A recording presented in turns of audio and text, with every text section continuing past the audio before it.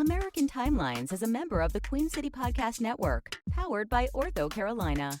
Find out more at queencitypodcastnetwork.com. So now I'm obsessed with time. Come on, tell me about the time. Had it all in my hand tonight.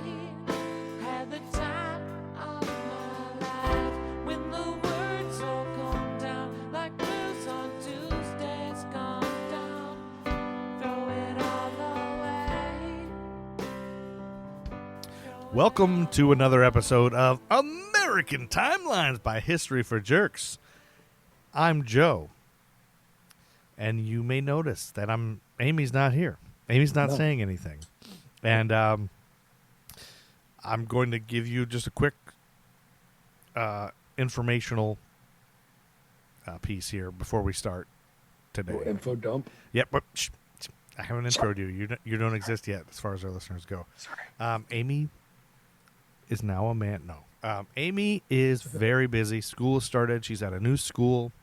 She's got new kids, new age kids. Like, it's not new age kids, but she's got young kids. It's a whole new thing for her. She's learning how to do it. She's really, really busy. She spends all of her free time laminating things, or else the kids will eat all the lesson plans. So they're that little. But so she has really no time, and she's been just overwhelmed, and this stopped being fun for her. Doing the research has been more of a chore, and that's not the point of it. It was supposed to be a fun hobby for us, and her stress of trying to have time to research was not good. So we decided to take a break. We're going to take a break and do it. And then I said, well, why don't we do it bi-weekly? And then it didn't get any better. You saw last week we weren't here. It didn't get any better. Like, she's still just stressed, so she's just going to take a hiatus. And I thought, well, I can just have like a Joan Rivers or something, or a temporary, a couple replacements. I can call a couple people that have been guests on here to fill in from time to time, or we can try a couple people or one person or whatever. So I've decided, because I want to keep it going, because we have listeners, and if we stop recording too long, we'll just lose everybody and nobody will ever subscribe again. So I want to keep it going.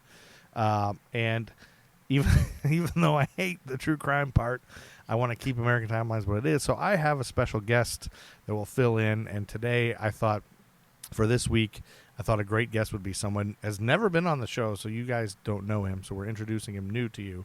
But for about, it's probably going on a year now, this guest and I have been working on a side project, like a potential podcast, a potential YouTube channel, all kinds of things. So we've been sort of like meeting and recording shit, just bullshitting for hours and hours on a weekly basis for it's almost been a year. And so it's all content that I'm slowly getting to and dripping out. But so I want to introduce you all to my co-host this week. Please welcome my friend Steve Bishop, Gruff, or otherwise known as Gruff, from the Gruff and Loud Show. Steve, welcome. You're loud. Hey, thanks, Joe. Thank you much. Yes. I appreciate you reaching out. I appreciate you letting me take care of the child rape. Yeah. I mean, the murder. I don't want to spoil anything. So this will be funny because it dawned on us this week as we were kind of discussing the show and what we're going to do, and the fact that I thought it's kind of funny that this will probably be one of the few podcasts out there hosted, true crime podcast hosted by two people who don't like true crime. Yeah, I doubt that, and most people have to like it, I would guess.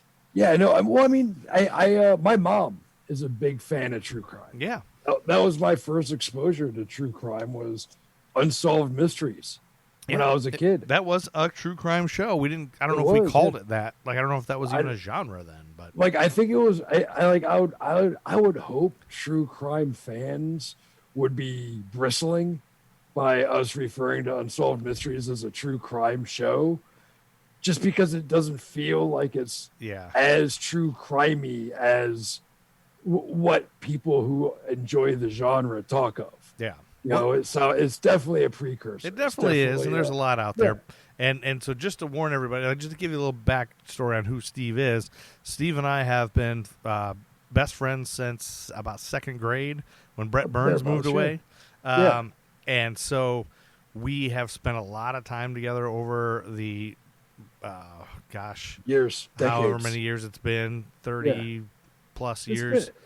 We've known each other 40, probably getting on close to 40 years. We've known each other. Like we're getting closer to 40 years of friendship. We've lived together. We lived together through college. We have smoked pot together. We've drank together. We've showered together. We have showered we together. played sports together. We That's the showering together. rode our bikes in third grade. We vomited together when there was no alcohol involved. Yeah, we were sick as kids together and stuff. So my first thought of having Steve was like, I was like, to do this show, I think what really helps make it is the chemistry Amy and I have. And of course, Amy and I have been together for 20 years now. Been married for almost 20 years.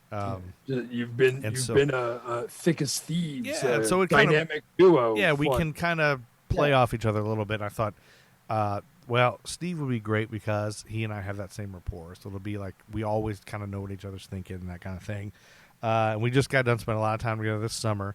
So I thought, we already do this anyway once a week. So I thought, let's do some American timelines if you don't mind doing some research and talking about murder. And he was, yeah, I'd love to. Yeah, no, I mean, I enjoy spending time. Like Huntsakers generally make my day better. Oh, that's nice. The time spent with the Huntsakers generally time well spent. Well, and I think another thing too is that I am convinced that Steve is a character that needs to be unleashed on the world. Like, you need to hear his voice. Like, his voice needs to be heard. That's his real voice. It sounds like he's doing a voice. That's how he talks. I was thinking about if I should do a voice. Should I do a radio voice? Should I use a phone voice? Because I can do variations on the theme, but I'm not gonna. Yeah, that's his voice. Like, I think people will be like, who's that gruff guy? Is that he talking like Wolfman Jack? And that's how he talks. Yeah, no, that's Wolfman Jack was an idol of mine growing up because I thought he was a wolfman, and I didn't.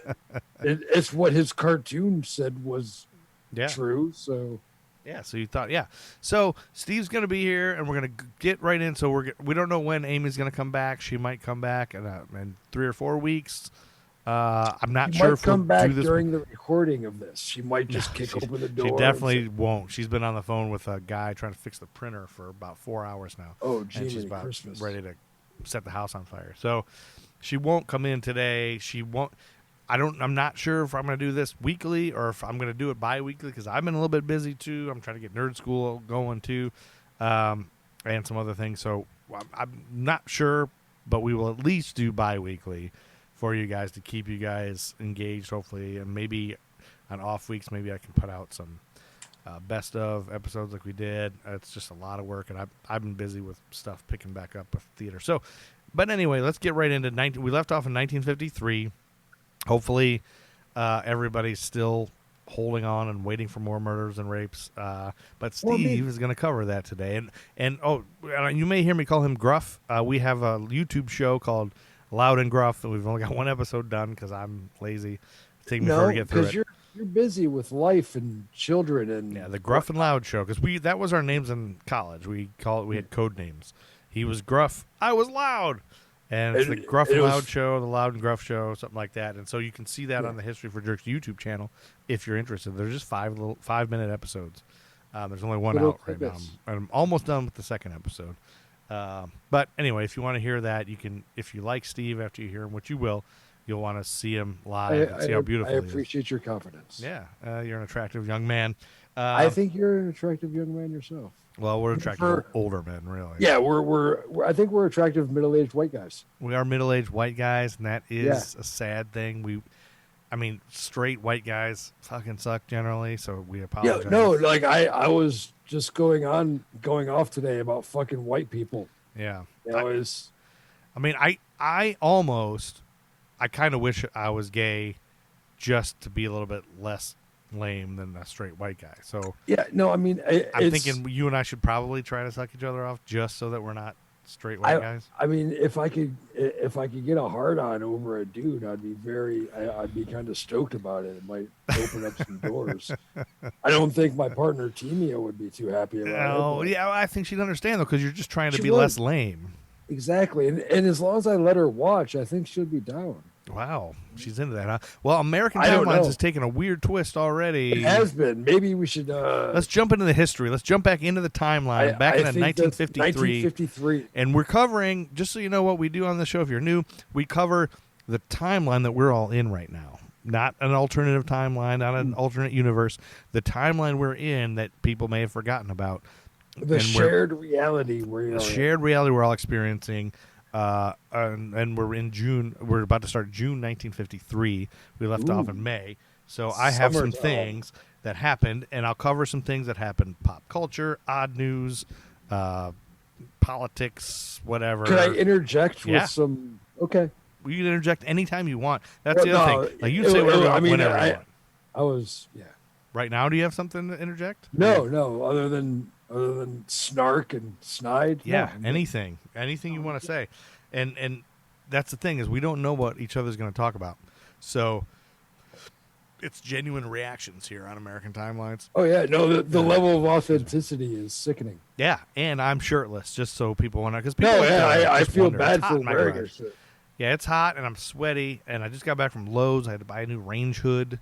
Oh, range hood is bad. I got to try to install it myself. I don't know what I'm doing. Oh, jeez. But I'm sure. But that's enough about us. Let's talk about June 1953. And do you know, Steve? Like, are you like in tune to 1953's history? No. Like, are you like, oh, June? That's the month this happened. No, I am not. I thought about doing some backstory research on kind of what you would be covering. Yeah. But then I was like, no. I mean, he's not looking up my crap. I'm not going to look up his. Right. So it'll be genuine reactions. That's what we're looking for. It's like you genuinely react. So June 2nd, 1953 was a Tuesday, and I found some information on a website called royal.uk because on that day, Queen Elizabeth II was coronated. Oh, nice. Yeah. Got the crown. As Queen of the UK, 1953. So, and she's still Queen. Like, she's still the Queen. She's like, I think she's one of the longest ruling monarchs of the modern era, for sure. The one, just to make you feel a little bit, to realize how long it's been, the Queen before her was born in the 1300s. Nice. Wait, that can't be right. That's not right. That's probably wrong. But... No. Well, I mean, maybe there were some kings before. Maybe. Yeah. No, probably. Yeah. Who was before her? I don't know anything. Victoria was. She was. Yeah. She was the one before her. So I'll tell you. Well, I mean, I think there's a monarch, at least one between Queen Victoria and Queen Elizabeth II. Oh, I thought you were saying Queen Victoria was the one right before Queen Elizabeth II. No, I would hope not, because she was like the 1800s. Oh, okay. I don't know. Maybe she was the late 1800s. I honestly don't really give two shits about the Royals. Like, that's one thing I've never cared about. I've never been a Royal fan. Are you a Royals fan? I'm aware of them. I was like. Do you watch? Did you watch the Royal Wedding and all that? I remember watching Charles and Diana's royal wedding at my Aunt Libby's when I was a very small child. Because my Aunt Libby was really, she was the one that didn't get me into the royals, but she was the one that taught me why there are still monarchs. Oh, okay. She explained all that to you, but you didn't like the recent one as an adult. No, Harry and I could give two fucks. Barbara or whoever it was. Like, no, I mean, I think it's funny because Harry married an American chick. Yeah, I think it's funny. Maybe that it wasn't they lost Harry. Whoever it was in the royal, but I think the thing about the Royals is, to me, is like it's a lot like bowling. Like, you know how like every once in a while you'll find out you have a friend late in life, like you'll know this friend for years, and all of a sudden you'll find out one day they're one of these bowling nuts that's like really good at bowling and grew up like studying bowling and and they have a glove and all that. And it's like you're one of those people. Like, they seem normal completely except for that. So with the Royals, there's people that I know. Suddenly they were like tired at work the next day, and I'm like, "What's the matter?" Oh, I got up at 2 a.m. to watch the royal wedding. I was like, "You care about that?" Oh yeah, I'm big into the Royals. And then like there was some people are just into that for some reason. No, it's like a secret you find out. I think it's weird, and I think it's proper for them to be ashamed of that. I shouldn't say that. I should. I take that. I've just never understood the fascination about some rich person it's had Well, privilege their whole lives. Yeah, no, It's like the same Trump fascination. I don't get that. well, I think it's like the Trump fascination, and that's like a twisted, like that's what happens with we wanted the Kennedys back for too long. Because I'll Yeah. blame that. I'll blame the whole fascination with Trump and the Kardashians as something that started in America as a obsession with the Kennedys. Yeah, I mean it's I think it's similar to that. But Well, so it's just here we go with, this whole episode is going to be an episode of two guys covering sidetracks. sidetracks, Shit, but they- also covering shit that they don't care about. Like, Yeah, we don't hate true really crime, know. but we're going to talk about it. And I hate Yeah. royals, but I'm going to tell you, I found a website, royal.uk, had 50 facts about the coronation you may not have known. So I'm not going to read all 50 of them. I took some that I thought were interesting and maybe good Ooh. talking points. But I don't know if you knew that she became the queen of the UK, Canada, Australia, New Zealand, South Africa, Pakistan, and Nope. Ceylon at Westminster Abbey is where it happened. Yeah, so I did not know Pakistan. I didn't The either. other one, No idea. I didn't know that she still held sway in New Zealand. No, Like, I just kind of assumed that they just went, yeah, okay, whatever. yeah, You know, no idea. So that's like something you learned. Today. Canadian stand-ups will reference the Queen in such a way that I was like, oh, okay. Yeah, and I'll say, I think now that you mention that, I think when I've heard Canadians saying the Queen, I probably in my head thought they had a queen. Maybe Yeah, they have no. a Canadian queen up there. I don't Oh know man, that would be anything. I don't really pay cool if they had a attention to that. Canadian Queen. There should be a Canadian Canadian queen. Yeah. No, you're going Caribbean. out of my and I was going dreams. American Woman. Get into my car. Get in the back. Billy Ocean always. All right. Westminster Abbey has been the setting for every coronation since 1066. I knew that. You didn't know that? I didn't know that. Oh, here we I'm go. a fan. I'm a fan of history.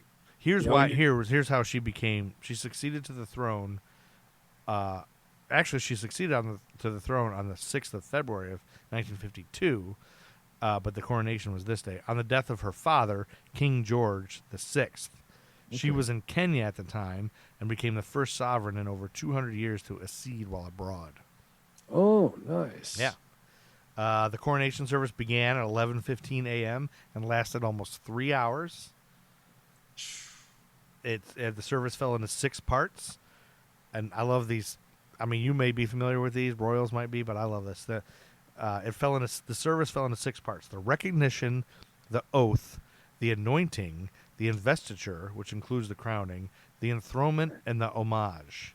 Nice. All those parts. Those aren't the parts. It's the stuff that comes along with it. So, during the anointing, there is some anointing oil that they use. Yeah. And the anointing oil contains. Do you want to guess what's in the anointing oil? I mean, palm oil and sweat of the firstborn son of that day. Let me I ask don't you: know. have you ever heard of ambergris?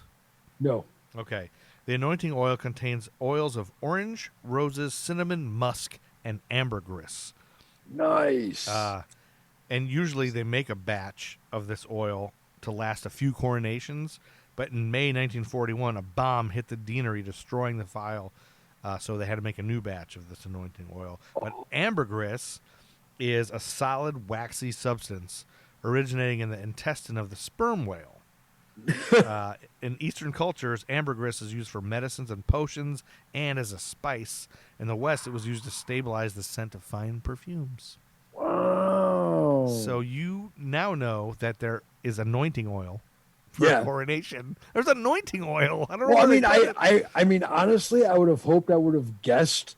Like, if I saw a list of which one of these things are used in it, and they said anointing oil, I would have hoped my knowledge of sci-fi fantasy novels and general, I don't know, medieval history would have went anointing oil. Of course, That sounds it's like anointing oil. something. Man, I really want some anointing. I really got a hankering for some anointing oil. I What about you? need some pungent unction to rub on my forehead to signify my station in life. I was gonna ask you, do you think is that where they put the anointing oil? Do you think they do it on the forehead? Like I would assume it. I would assume it's like forehead or around the eyes or in the brow or something. I think Or next maybe time they just like maybe it's like drizzled on the top of their head and they just let it seep into their hair. next time I'm on the train, I'm gonna ask around and see if anybody's got any anointing oil. Excuse me, do you have any anointing oil? I need to anoint something. With some ambergris and some orange roses, cinnamon, and musk. You have any? See, of that? it sounds very. I mean, obviously, it's very ritualistic, but like, it's like from all points of the empire. It's like a little bit of this and a little bit of that, representing the different reaches of their empire. I mean, it is. I mean, we know people that were alive during this time. Our mothers were alive at this time, and it's just such a. It's like such a connection to ancient medieval times. It sounds like during the investiture, the investiture, I don't know if I'm saying that right, the queen first put on the newly made colobium sindonis, a loose linen lawn garment, and then a robe of cloth of gold called the dalmatic or super tunica. The Lord Great Chamberlain presented the golden spurs, the symbol of chivalry, after which the Archbishop of Canterbury presented a jeweled sword, and then the armills, the golden bracelets of sincerity and wisdom. Finally, the queen put on a stole and cloth of gold robe royal and received the orb, the coronation ring, the glove, and then the scepter. It sounds like something from a He-Man episode, or it's straight up like this is like you're saying, this is a direct line of ritual. Oh yeah, that goes back to 1066, right? And even longer, I'm sure. This stuff, well, I mean, like that, like just within Westminster Abbey, 1066, and of course even longer. That anointing oil probably has the recipe that started back with, I would say the Druids, but Rome wiped them all out. I'm picturing when Bill and Ted go back to the Middle Ages with the Iron Maiden, where they get their wives. Put them in the Iron Maiden. Excellent. The orb, also made in 1661, was the most important piece of regalia. It's a globe of gold surrounded by a cross, girdled by a band of diamonds, emeralds, rubies, sapphire, and pearls, with a large amethyst at the summit. Prince Charles was the first child to witness his mother's coronation as sovereign. Princess Anne did not attend the ceremony as she was considered too young. Prince Charles received a special hand-painted children's invitation to his mother's coronation. Nice. A total of 8,251 guests attended the Queen's coronation ceremony.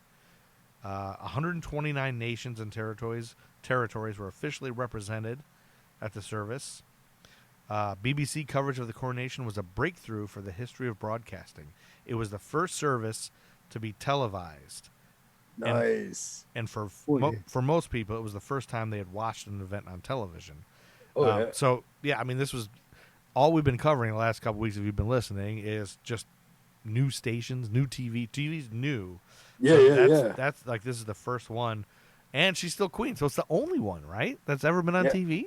Oh, yeah. No, it's the only been British coronation. Yeah. Yeah. I mean, I always, like, you're talking about Prince Charles, and I don't give a fuck, but one thing that does make me laugh is when people make fun of Prince Charles never being king. Yeah, because like she'll give it to his son never before be she king. gives it to him. So when she does die, he becomes king. Is that right? I mean, as far as I know, unless she has it taken care of to where it skips him and goes to one of his kids. Well, it's a murder-suicide. I don't think Prince William's gonna murder suicide his mom. Prince Charles, I mean, right? Yeah, no, Prince Charles. Yeah, what if he just loses it? He murders his mom. I'm king for a second, then he kills himself, and then it goes to. It should go to the American one. That should be good. The Ed Sheeran one. Ed Sheeran one? Isn't the one that moved to America looks like Ed Sheeran? He's a redhead. He's a ginger. All gingers look the same. 27 million. My nephew's a ginger. Yeah. I saw a picture of him on Facebook. He's got long hair. I was like, oh, Steve's got to be proud. Yeah. Oh no, I call him my ginger abstract. So yeah, I saw his first day of school picture. I was like, yes, long hair ginger. 27 million people in the UK out of the 36 million population watched the ceremony on television, and 11 million listened on the radio. Damn. There were more than 2,000 journalists and 500 photographers from 92 nations on the coronation route. Among the many foreign journalists was Jacqueline Bouvier, Ooh. later the first lady of the U.S., Jackie Yep, Kennedy. Jackie O. She was working for the Washington Times-Herald at the time. Huh. I didn't know if you knew she did that. I didn't know that. I don't think. I did not know her job when she was a Bouvier. Yeah, I didn't know I knew her name was yeah. Bouvier. Yeah, I I didn't- knew that was Bouvier, and then it always makes me think of Marge Simpson, that she's a Bouvier. Exactly. The return route was designed so that the procession could be seen by as many people in London as possible. The 7.2 kilometer route took the 16,000 participants 2 hours to complete. Wow. Many people camped in the mall to catch a glimpse of the procession, including a family who had sailed all the way from Australia in a ketch for the occasion. Thousands more celebrated throughout the country and the Commonwealth with street parties. There were street parties just everywhere. The Ministry of Food granted 82 applications for people to roast oxen if they could prove that by tradition an ox had been roasted at previous coronations, which was a welcome concession at the time. The meat ration was because it was a welcome concession because at the time the meat ration was 2 shillings a week, so like they broke that ration for this. Just under 30,000 men took part in the procession. Coronation chicken. Have you ever heard of coronation chicken? Have you ever had any coronation chicken? I have not had coronation chicken to my knowledge. Well, it was invented for the foreign guests who were to be entertained after the coronation. The food had to be prepared in advance, and florist Constance Spry, related to Rich Spry, who we went to high school with, Nice. she proposed, I don't know if they're related, she proposed a recipe of cold chicken in a curry cream sauce with a well-seasoned dressed salad of rice, green peas, and mixed herbs. Constance Spry's recipe won the approval of the Minister of Works and has since been known as coronation chicken. That's what coronation chicken is. That actually sounds pretty good. Got all of this from royal.uk, and those are the only interesting things I thought were on there out of 50. I think I'm pleased with your selection. Yeah, so I think, they were all like, if you have to talk about the royals, let's talk about interesting things. I want some coronation chicken. I know, some man. anointing I oil. never heard of coronation chicken. I've heard of carnation brand things, but never coronation chicken. Coronation, yeah. That's Yeah, the thing. no, yeah, Coronation exactly. chicken, y'all. And so we're going to move on. Are you okay with moving past the royals? Yeah, no, I'm fine with I'm that. sure we might talk about in future episodes. So June 8th, in 1953, according to womenshistory.org, Mary Eliza Church Terrell was notable on this day. She was, to give you a background who Mary Terrell was, she was a well-known African-American activist who championed racial equality and women's suffrage in the late 19th and early 20th century. She was an Oberlin College graduate. Terrell was part of the rising black middle and upper class. Hey, Oberlin. Yeah, in Ohio, No, yeah, where you are. yeah. She was part of the rising black middle and upper class who used their position to fight racial discrimination. She's the daughter of former slaves. Terrell was born on September 23rd, 1863 in Memphis, Tennessee, and her father, Robert Reed Church, was a successful businessman who became one of the South's first African-American millionaires.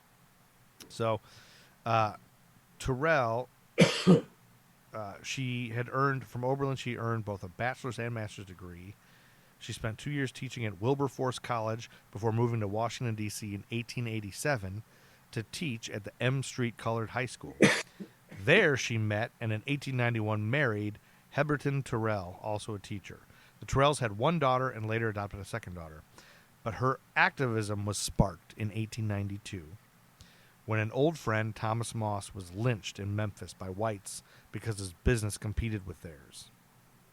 Oh, shit. So Terrell joined Ida B. Wells' Barnett and anti-lynching campaigns, but Terrell's life work focused on the notion of racial uplift, the belief that blacks would help end racial discrimination by advancing themselves and other members of the race through education, work, and community activism. It was a strategy based on the power of equal opportunities to advance the race and her belief that as one succeeds, the whole race would be elevated. Her words, "lifting as we climb," became the motto of the National Association of Colored Women, a group she helped found. She fought for women's suffrage and civil rights because she realized she belonged to the only group in this country that has two huge obstacles to surmount, both sex and race. And then, so fast forward, getting towards the 50s here now. On February 28th, 1950, she was 86 years old in 1950. Mary Church Terrell invited her friends, Reverend Arthur F. Elms, Essie Thompson, and David Skull, to lunch with her at Thompson's restaurant in Washington, D.C. Only Skull was white, and when the four entered the establishment, they took their trays and proceeded down the counter line. The manager told the group that Thompson's policy forbid him from serving them. They demanded to know why they couldn't have lunch in the cafeteria. The manager responded, it was not his personal policy, but Thompson Company, which is the restaurant they were in, because they refused to serve African Americans. The group left without their meals, but the ill-fated lunch date was no accident. As chairwoman of the coordinating committee for the enforcement of the District of Columbia anti-discrimination laws, Terrell was setting up a test case to force the courts to rule on two lost laws. And these lost laws demanded all restaurants and public eating places in Washington serve any well-mannered citizen regardless of their skin color. Over 3 drawn-out years, a legal battle followed, which ultimately took their case all the way to America's highest court. And on this date, she won. The Supreme Court ruled for her, and they had to serve everyone in D.C. Nice. No more D.C. discrimination laws. So I looked into this a little bit, and like, how are these lost laws? And during Reconstruction, as we've talked about here on this podcast a little bit, that basically Reconstruction, they passed all these laws making equal laws and stuff, but then there's all these loopholes and things where basically slavery still existed, and racism law and Jim Crow laws and everything still made everything awful. But during Reconstruction, the D.C. Legislative Assembly, a mix of popularly elected officials and President Ulysses S. Grant's administration appointees who govern the city, had actually passed 2 nearly identical laws in 1872 and 1873 that prohibited restaurants, hotels, barbershops, bathing houses, and soda fountains from refusing to sell or serve any well-behaved customer, regardless of race or color. So even though those laws were on the books, they were largely ignored for years. And so, in fact, so much that people actually kind of forgot that they even existed.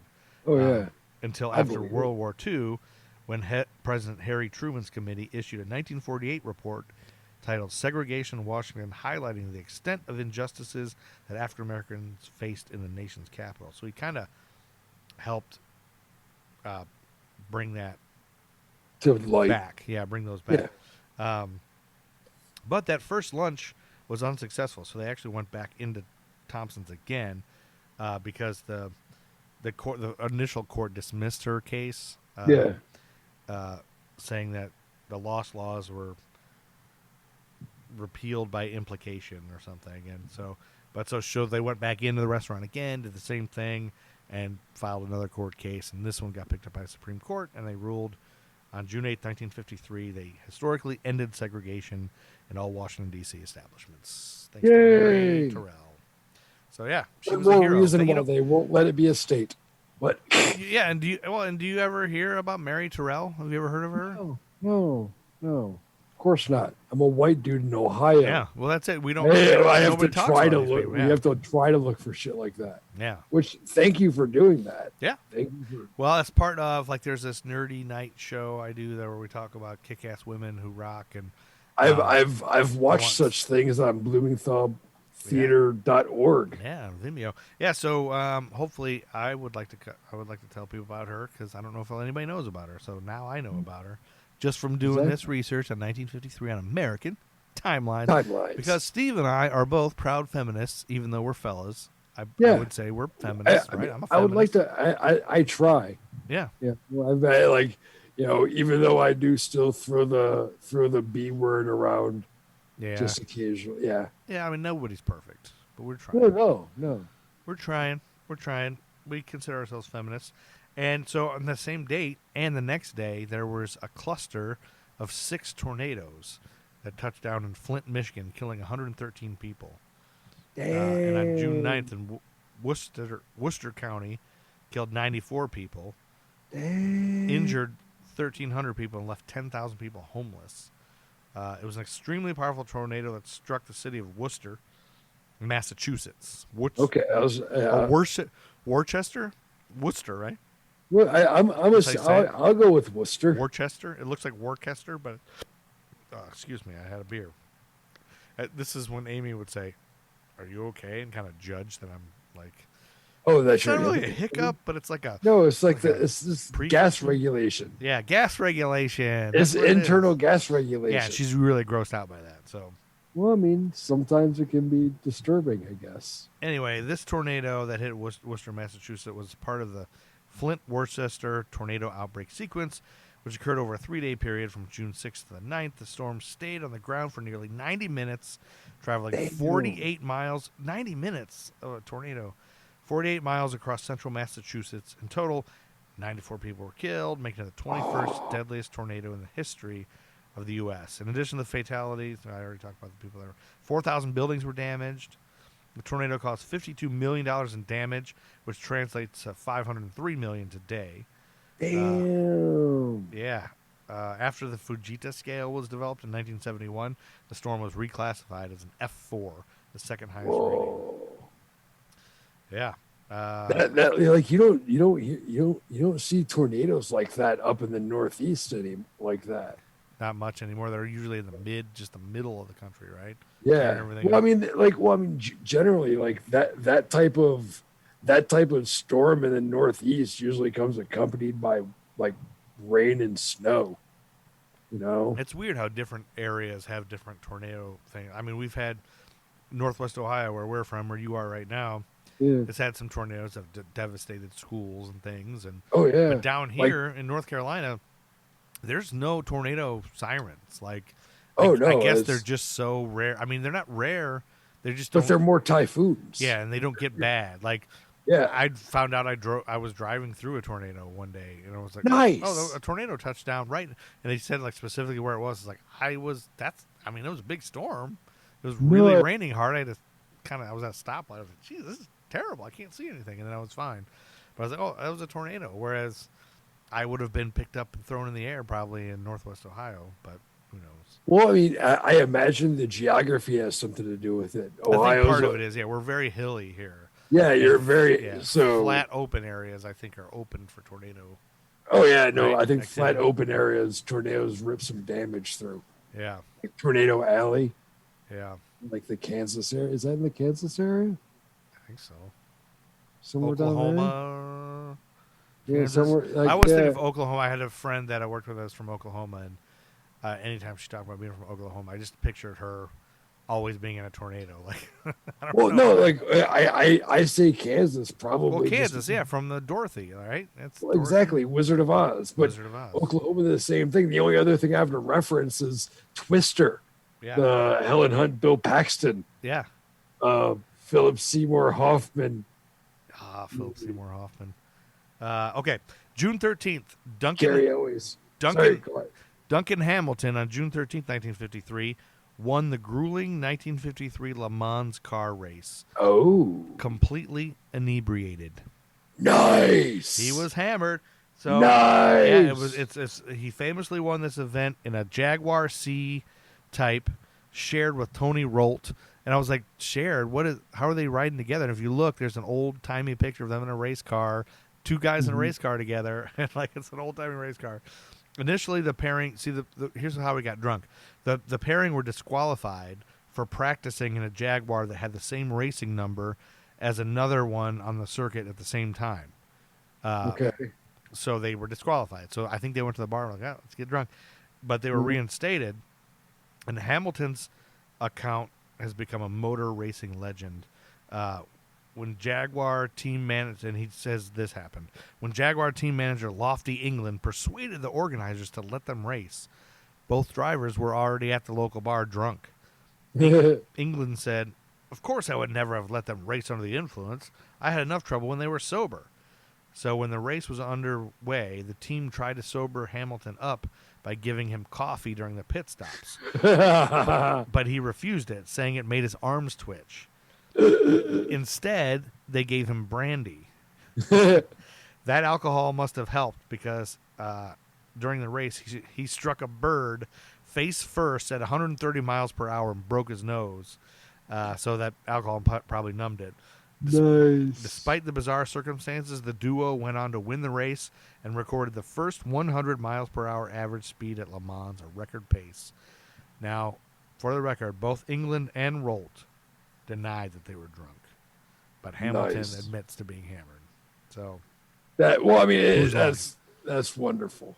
Isn't that great? I don't want to support driving under the influence, but I mean, obviously they're trained professionals. That's the thing. Like, you should next time you get a DUI, just tell the cop. I'm practicing for the Le Mans. Hey, in June of 1953, Duncan Hamilton won the Le Mans drunk. Well, I mean, you don't have to say like. So fuck you.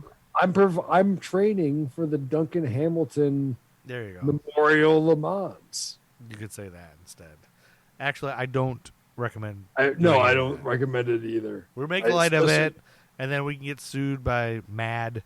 No, drunk driving is not okay ever. Take a fucking Uber. Take a Lyft. Don't get behind the fucking wheel of your car, dude. It's maybe more. Stay home. Just walk or stay. Just take an Uber. Stay home. Don't be a dick. Stop driving drunk, you fucking asshole. Drink alone in the dark. Guys. Jesus fucking Christ. They have Uber and Lyft for a reason, you fucking pieces of shit.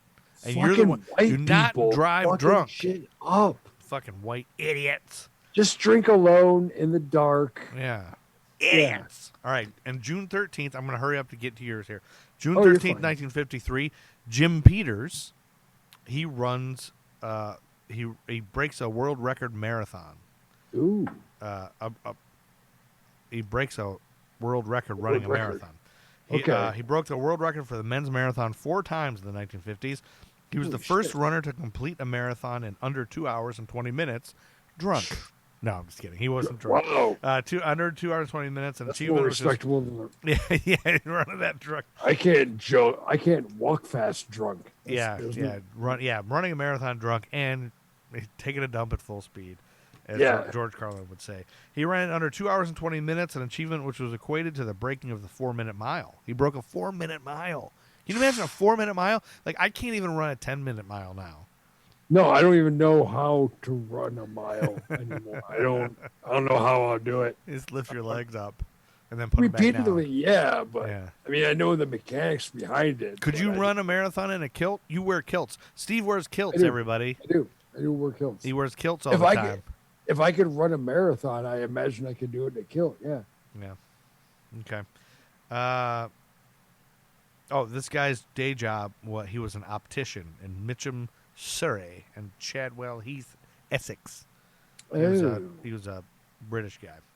June 14th, 1953, Elvis Presley graduates from L.C. Humes High School in Memphis, Tennessee, where he failed a music class and was considered quiet, and he was considered an outsider. He graduated in 1953, becoming the first member of his immediate family to earn a high school diploma. According to History.com, after graduation, he worked at a machinist shop and drove a truck before launching his music career with the July 1954 recording of That's All Right. That's all right. Yeah. All right. And that brings us to June 20th, 1953, and Steve Bishop is going to take over. Steve Gruff. Should I take out Bishop? Are you okay with us using your last name? Yeah, you're fine. Yeah, Steve Gruff here is going to take over with a horrible, horrible, awful rape and murder story, probably. Yay! Yeah, no, it's your basic rape and murder. You love true crime, and all you talk about is true crime all day. Are you eating wings? What? Did you just take a bite of a chicken wing? No, I had a ginger chewy in my mouth. Take that out for because you're recording. I figured I'll take that out before. Yeah, that makes sense. Okay, and now you're going to take it away. This is your podcast now, Franklin. Thank you, sir. Don't fuck it up. I hope not. I'm trusting you with my podcast. Well, I mean, just for at least part of it. Yeah. You know. You'll do fine. I have faith in you. I appreciate your faith in me. You're a good guy. I People to like believe- you. Well, I like you. I All like right. you. You go. All right. You do it. Thanks. Ah! June 20th, 1953, Auction City, California. Auction City. Auction City, it's in the Norwalk area, which is about 20 miles inland from the coast. Okay. Stella Darlene Nolan was a well-behaved 8-year-old that would check in every hour, her mother would say. Aw. So nothing Yeah. bad will happen to her because she's well Nothing. behaved. So she'd check in every hour. Okay. So it struck her mother odd that one June day, her daughter did not check in between the hours of 8 and 9 p.m. Uh-oh. So an 8-year-old did not touch base with her mom between the hours of 8 and 9. So Elena Nolan, the mother, posted the disappearance in the Daily Bulletin. Oh. The disappearance and possible abduction. Because I guess in Auction City, they would post things in this Daily Bulletin Okay. in the hope that someone might know something. All right. Her fingers crossed she would be able to cancel it in a day or two. Well, they're lucky they have a daily bulletin. Yeah, no, because kids, I guess, turned up missing on a fairly regular basis. Oh, boy. But they would just show up in a day or two, and then they'll just clear the Daily Bulletin, Oh, so boy. you wouldn't have to worry the cops. Yeah. Yeah, That's the way, and that's the way it was, and we liked it. in the 50s. It was the 50s. Like, when our parents were this age, this is Yeah. kind of, well, some listeners' grandparents. Yeah, that's true. You know? Depending on the demographics Depending on of the the age. listeners. I mean, they can do the math. Yeah, you guys do the 50 math. It's We're 53. not doing the math.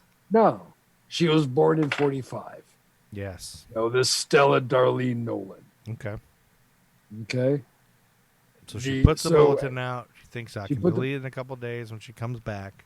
It's like a Exactly. cat. That's what you do with cats. Like I had a Yeah. cat. One of our cats disappeared for like 3 days one time. Yeah, We and thought you she put was some dead. signs She's up. never coming back, and she came back.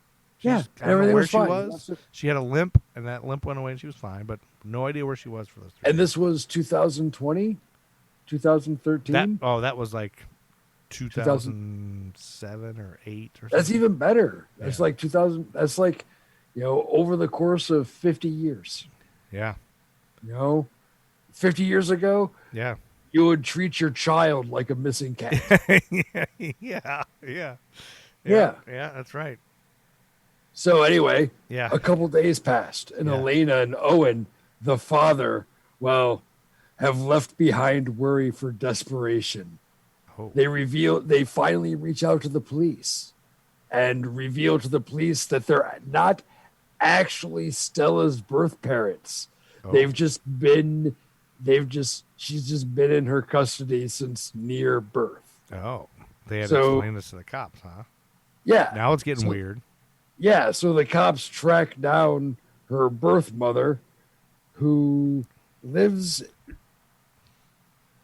from the little trailer park in Compton. The authorities track down Stella's birth mother, Betty Jean Stalkup Eccles, in Texas with a 3-year-old of her own. Betty Jean Stalkup Eccles, y'all.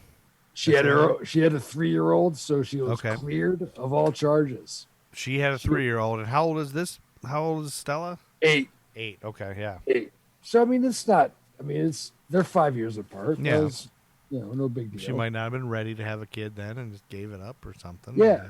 It never specified in the article. Okay. It never specified. So, but she was cleared, Okay. and so now it's early July. Okay, we're into early July. Do you have anything for I early didn't. July? The ones you said that were like just general times. I didn't do those. All right. That's Sorry. me. Barely a month post the disappearance, Stella's 20-year-old cousin, William R. Nolan, was jailed on a technical booking in Long Beach as a key suspect. Oh. Yeah. Okay. We have a key suspect. We don't know why. No. Doesn't specify why he was picked up, other than he was kind of a 20-year-old living by himself. Yeah. It's You probably know? skeevy. What was his name? Nolan? William R. Nolan. William R. Nolan just sounds like a skeeve bag. Well, I mean, he had conflicting stories as to his whereabouts. Yeah, that's suspicious. Conflicting stories. Where were you, Nolan? Were you here? Were you there? Which one's right? He was hither and yon. He couldn't make up his mind. He was thither and thon.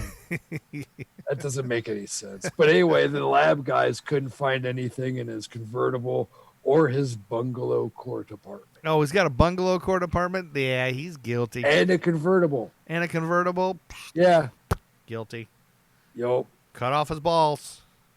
But there was nothing. There's nothing there, so they let him go. All right, let him go. No evidence. There was one crank caller telling the Nolans that their little girl was alive, but other than that, nothing else. A crank call that said she's alive. Yep. Other than the article went on to talk about a couple other random people they picked up, but it had nothing to do with Stella. None of them were to do with Stella. No. So flash forward to mid-October 1953. Okay, mid-October 1953. We're a little bit farther. Yeah. Well, now Nolan and the cops they allowed Hope to creep in for a little bit. I mean, this is 4 months. This little girl's missing. Oh yeah, and they allowed Hope to creep in a little bit with a couple of the people, a couple randoms they picked up who were admitting to it. However, nothing questioning and lie detector tests. So these random people were admitting that they took her? Yes. And then they did a lie detector. It had grown in local lore. Oh, for the fame. They were trying to get fame. Yeah. Fame Exactly. mongers. At least 300 tips were investigated without success. Wow. Huh. So on the second anniversary, June 20th, 1955. Oh, June 20th, 1955, the same night that on CBS, Ethel and Albert was on TV. It's a show about a married couple, Ethel and Albert Arbuckle, living in the small town of Sandy Harbor. Huh. Same night that show was on? I never knew that. Ethel I wonder if that was like at least a I don't know, an influence on John Arbuckle. Maybe they were John Arbuckle's parents. Yeah, maybe like John Arbuckle was from grew up on a farm. Oh, maybe they were his city cousins. Could be, but that show was on CBS that same day that you're about to tell me something happened. Oh yeah, that the sheriff's detectives believed that Stella had been, quote, kidnapped and killed by a sexual psychopath. Oh God, that's not very fun. No, not at all. I'm going to go on the record and just say that I do not approve of sexual psychopaths. No, I'm not. I do not approve of them. I mean, I don't children. like making. Yeah, especially in regards to children. If it's two consenting adults, then then you can be a sexual psychopath. I'm cool with that. Yeah, get a safe word. I'm sure everyone will be fine. What was like molasses? Is that a good safe word? Maybe it's. I don't think. I don't know if you and I were gonna, dabble, and you wanted, and I insisted on the safe word being molasses. Would you be okay with that? Yeah, I just make sure there's no molasses involved. That's the problem. If you want to introduce molasses, and then that's your safe word was molasses. Yeah, maybe we should rethink this whole thing. Well, I mean, no, it's just. I guess I'm thinking maybe we shouldn't dabble. Well, I mean, certainly not without a agreed upon safe word. Maybe some parameters. If it's not molasses, I ain't doing it. Well, I mean, if there's not molasses involved, I ain't doing it. What about maple syrup? Isn't that just molasses? Molasses is a slightly different. What is the difference? I think the difference is makeup. I think the difference is sugar content. It is? I would be willing to bet. How much are you willing to bet? Muppet's left nut. Muppet was a guest on American Timelines. He was a movie expert a long time ago, yeah. Oh, he is a movie expert. Yeah. He is, I mean... that's Brandon Wilhelm for those listeners at home. All right, back to your story. So Mrs. Elena Nolan... I'm not used to somebody actually indulging my sidetracks. I'm usually used to my wife just telling me to shut up and move on. But you maybe actually that'll indulge be- everything I say. This Well, is I mean, great. I think it's better than child rape. Yes, it is I better think than you're, child rape, you yeah. know, Me talking about molasses and a safe word is better. yeah. Okay, back to you. So, Oh, I forgot to say on Ethel and Albert, Peggy Lynch created it. Starred Peggy Lynch and Alan Bunce. Okay, back to you. I was like, I was hoping one of those names would sound familiar. I don't know. Margaret Hamilton was in it too. I don't know what that is. I don't. That's nothing. No, nothing. Pops and buzzes over here. Mm. All right, back to your horrible rape. Child rape Mrs. story. Elena Nolan to the gathered press, quote, "We'll never give up hope until we're both dead," end quote. Wow.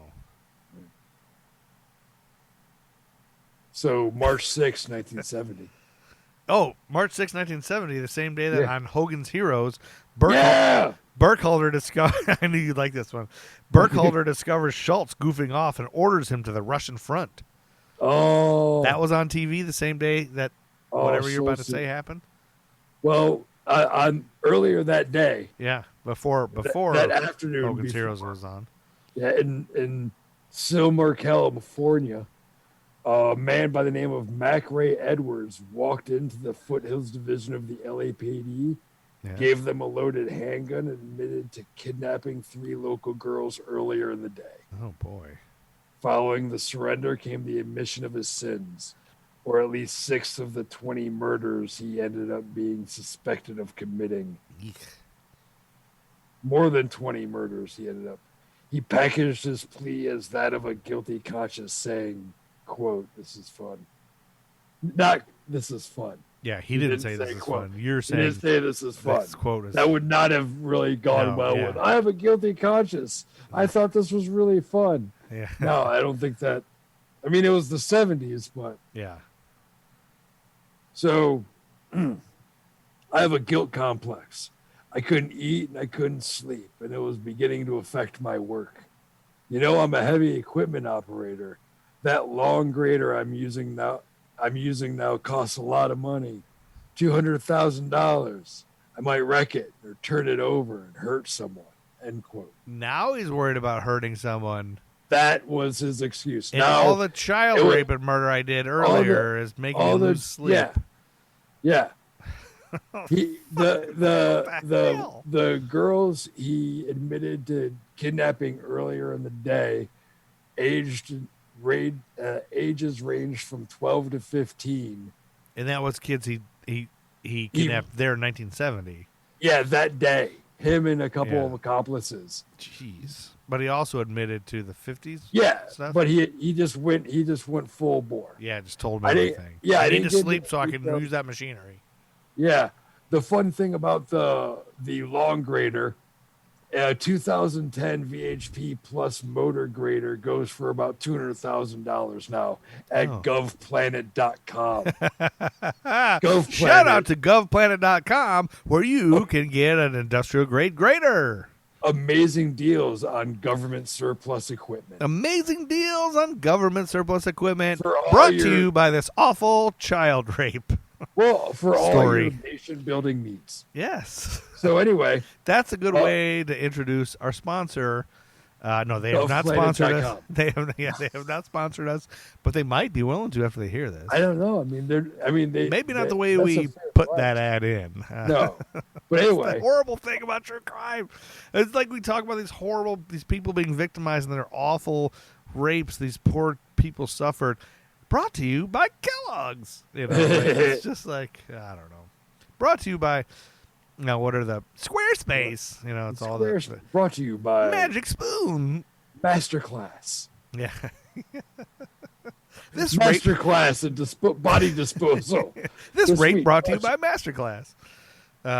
In no way has Masterclass No, sponsored not at us all. to say a rape. Nor Squarespace, Yeah, none of those places. We're just nor joking. GovPlanet. These are just jokes. Like, it's funny to think of that, even though these aren't funny things. You Juxtaposition. gotta kind of joke around to get through the awfulness that is the world history.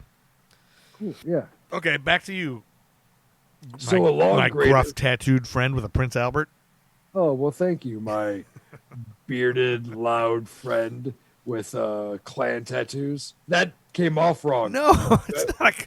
I'm not in the Ku Klux Klan. It's a family clan. It's a family crest. It's a Scottish clan. Yeah. That are not racist. They are not racist. No. And then the Okay. A long grader is used in freeway construction. Oh, okay. That was his job. He was a heavy equipment. Operator. So he could have killed a lot of people in freeway construction jobs, which is why a highway crew was given the job of retrieving the remains of Mac Edwards' first victim, Stella Darlene Nolan. Oh, we gave her away. Yeah, I'm 20 because you always remember your first one. I mean, you imagine all that. Like, I mean, you and I have talked about this. Like, I lose sleep at night over emails I forgot to send, or like somebody I forgot to whatever, and I'm losing sleep and I can't imagine the amount of sleep you lose if you murdered and raped people for 20 years. Children, and then buried their bones in various sections of the California highway. Jeez, he did, huh? Yeah, because they've been finding remains all the way up to like 2010. Oh my goodness. Anyway, his first victim, M.R. Edwards, recounted the tale of snatching Stella in Auction City and spiriting her 6+ hours away to Azusa, California. It was there in his home where he molested then strangled young Stella. Thinking her dead, he threw her from a nearby bridge. Oh, fuck. Returning to double-check his deft disposal, he all at once had to do a double take, as it seemed Stella was neither disposed of nor dead. In fact, this 8-year-old, had crawled/drug herself roughly 100 feet to a sitting position where she sat in a daze, trying to recover, when M.R. Edwards took out his trusty pocket knife and proceeded to stab her repeatedly unto death. What in the world? Why do some people suffer this horrible shit? I don't know. Oh, my good Lord. Like, what in the... How can one person have to go through all that in life? And an 8-year-old girl. Oh, great. It's the worst fucking thing ever. Oh, what happened? No, my Google Assistant heard me talking about child murder and wants to help. Oh, no. Your Google Assistant. Dude, seriously, this has wreaked havoc on your algorithms. Yeah, that's the one thing is I should have recommended. I should have told you when you're doing research for this podcast, you have to log out as yourself and log in as a guest, or else it'll ruin all of your algorithms. My algorithms are ruined. I was using not my primary one, but still it's just like, whoa. Yeah, so you're gonna get on some list somewhere. They're gonna think you're suddenly dude who's like researching how to murder. I live next door to a police station. Go explain. I was on a podcast. Here's the episode. Maybe we'll get more my paperwork. We'll get more listeners that way. I was hosting a podcast, American Timeline. Check it out. I like weed and onions and Slumgullion. Do you like onions? You do, yeah. I mean, I do have a preference of purple over red over yellow over white. And that's not even getting into capers and greens and the smaller of the onions that you can just snack on. Here's the difference between you and Amy. I can get you sidetracked very easily. Oh yeah, no, and I love it, and I will gleefully hop off subject. Yes. So the description I wrote down of this fucko. Yeah. He could be Gomer Pyle's dead-eyed doppelganger. Oh, is that what he looks like? He looks like it looks like Jim Neighbors is like hard older brother. Oh. But the Van Nuys Superior Court kept him on death row. He asked for the death penalty. He attempted suicide twice while on trial. Wow. He actually accomplished it by hanging himself with a television cord in his cell in San Quentin State Prison on October 30th, 1971. Oh, he hung himself with a television cord? He did hang himself with a television cord. Oh, he just strangled himself? Yeah, like he didn't hang himself like a jacket. He hanged himself. Yeah, he hanged himself with a television cord on the same day that on the Mary Tyler Moore Show, assuming that the relentless Howard Arnell won't be going, Mary decides to attend a high school reunion, and Rhoda comes along that same day. Nice. Maybe he watched that before he did it. Maybe he watched that as he was leaving this earth. Like he had Well, to I mean, wait, he- let me see the end of this. Oh, Rhoda's coming along. Okay. Oh, Goodbye. I like Rhoda. Yeah, goodbye. All right, no more TV for everyone. I wonder if Rhoda will ever be on a show called Valerie's Family. Ah. Or Valerie or whatever. Anyway. And everyone cheered because people in jail hate pedos. Yeah, they should. Everyone should. Yeah, no, I think You that's should every- hate pedos. Like that's We like should all the be one, able to yeah. agree on that. Speaking of hating pedos, our high school math teacher was a pedo who got caught for child porn a few years back. I mean, way after we had him. Oh yeah. And so Steve and I have thought about maybe going to visit him at some point. And What? No, you and Jaco thought about. I just going- want to know. I want to know if that's true. Like I think about that. Like, are people beating the shit out of him, or do they know? Like, do all the other prisoners automatically know what you're in for? Can you lie Well, I and mean- say like computer hacking? I would. I mean, there's an unfortunate amount of pedos in our school system. I think Yeah, that probably technically, was. yeah. Yeah, that's a And we weren't even Catholic. that's I- true. We weren't. We were just Yeah. white trash. Hey, You can get Easy away with pickings. anything against white trash. easy pickings. That's true. You know, poor white people are the easiest targets. That is true. Well, is that the story? Is that the complete? Motherfuckers line up. Yeah. What? Have you completed the saga of Stella Nolan? Yeah, no, that's the only thing I have left to say is this information originally appeared on Joan Renner's website, Deranged LA Crimes. Okay. It was later repackaged for lamag.com Okay. /citythinkblog / I don't need all the backslashes. I know. But thank you for that. That was good, Steve Hey, Bishop. no problem. You did a great hope job, you Gruff. That was a great Thanks, job. So Loud. let's wherever you are, listeners, in the car, in the office, at work, in a quiet library, let's give them a round of Cooping. applause for covering a true Thank crime you. story. Thank Very you. good job. It was very Thank good. you. Well done. Well read, just like how we do on here. Exactly like Amy does. Well, I mean, I hope I you know, I don't know. You did fine. And now we got a Thanks. couple more things, and then we're going to end the episode because we're going to finish June. I just have a couple things to add. And we have our first birthday, so we got to play the theme song. Amy hates birthdays. Amy hates birthdays. Because Amy hates birthdays, but I got I someone know, here that but I loves don't mind birthdays.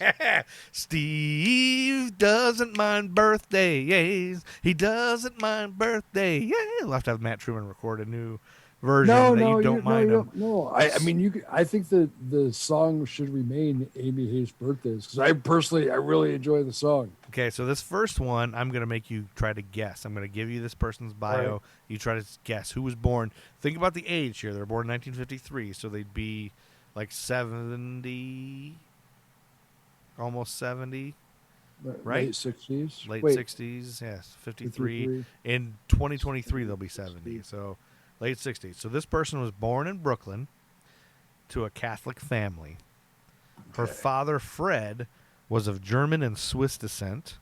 Her mother, Katrine, is of Italian descent from Sicily. Her siblings are younger brother Fred, nicknamed Butch, and older sister Ellen. Her parents divorced when she was 5. Her mother remarried. Sophia Loren. Nope.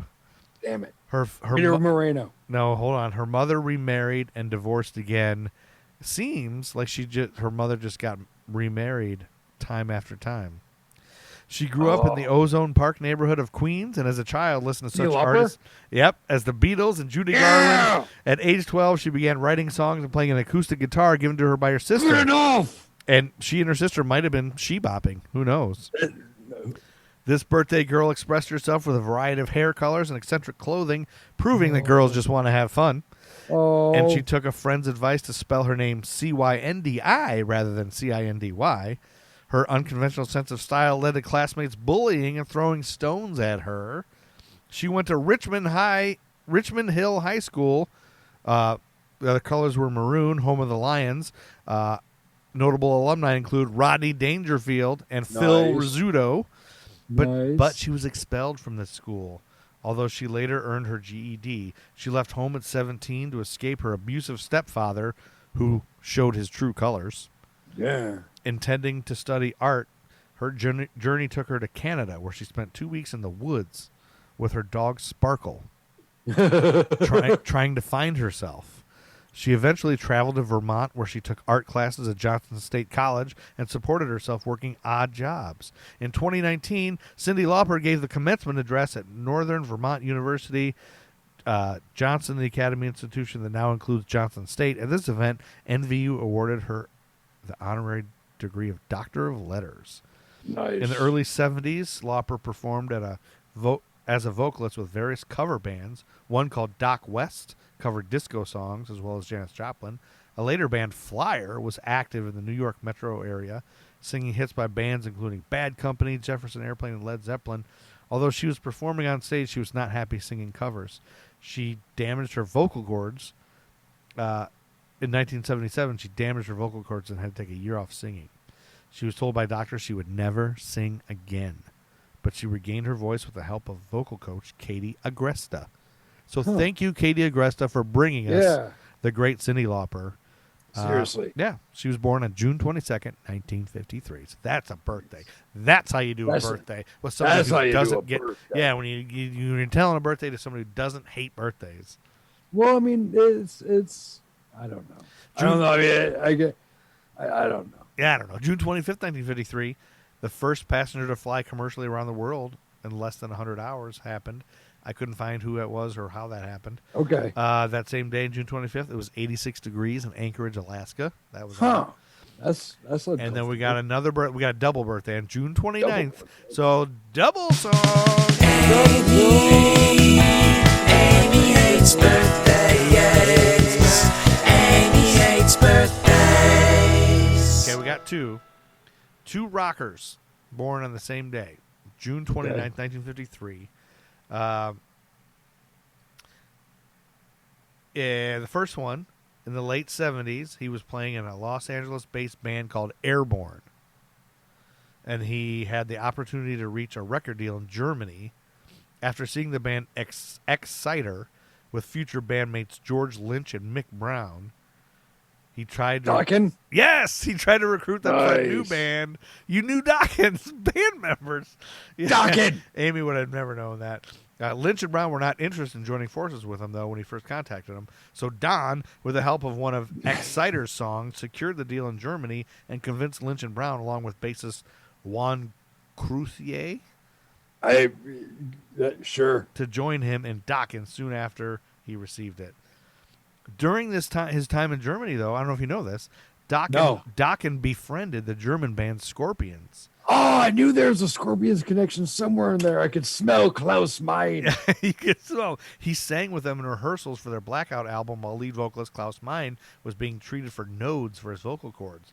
Don had stated that he recorded scratch vocals for No One Like You, You Give Me All I Need, and Dynamite. Don also stated, I was just helping Klaus out, and you'll never hear those tracks because it's not fair to the Scorpions. Mine recovered and returned to record the album. Now, the other birthday on the same day, another rock and roll guy, think about the age here, a Scottish-born Australian-American musician who emigrated to Australia in his youth. He's a singer, songwriter, and actor, came to prominence as a lead vocalist of the band Men at Work. Colin something or other. And later as a solo artist. His music has been used frequently by actor and director Zach Braff in his work, which helped a career rebirth in the mid-2000s. Colin Hay has also he was also a member of Ringo Starr's Ringo Starr and his All-Star Band, which I did not know that.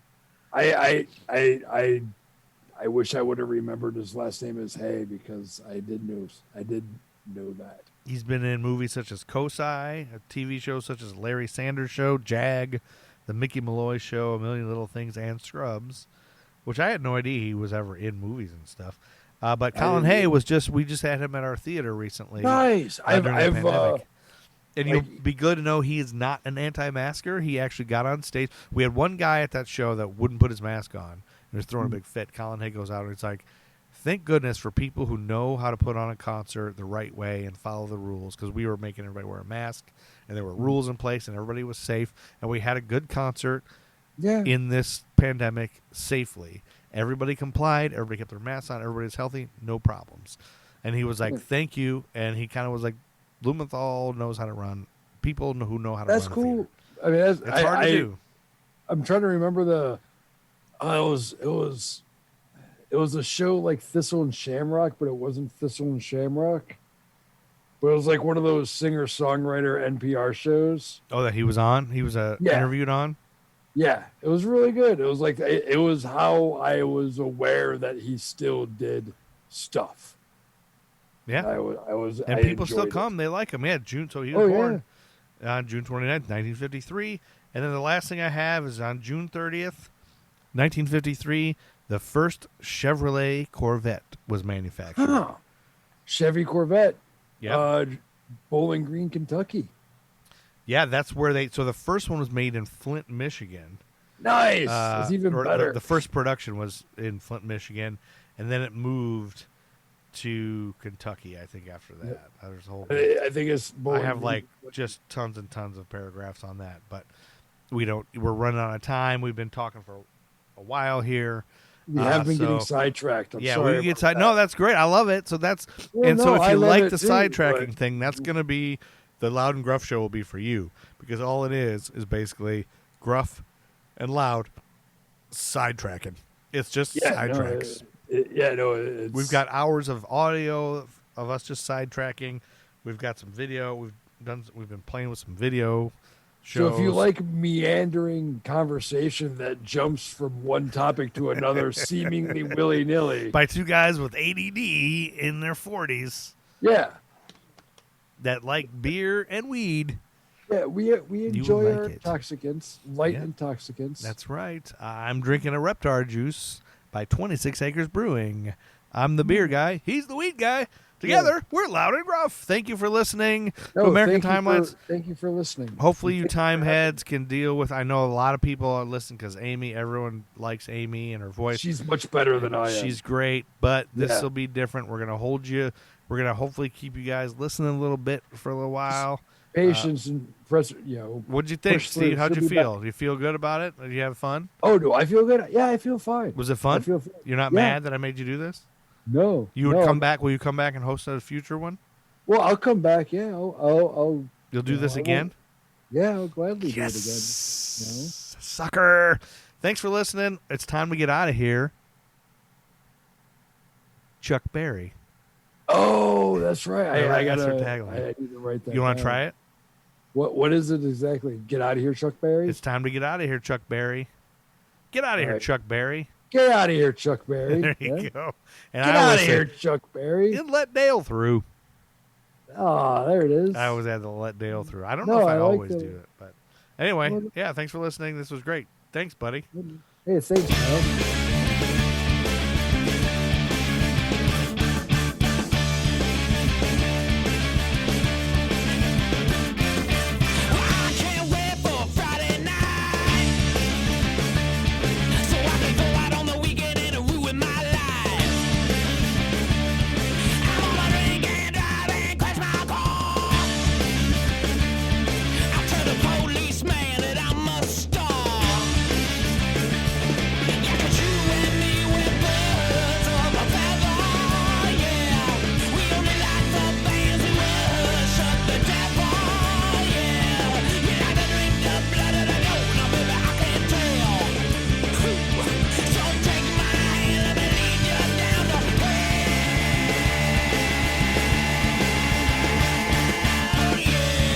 Matt Truman Ego Trip is the greatest band of all time.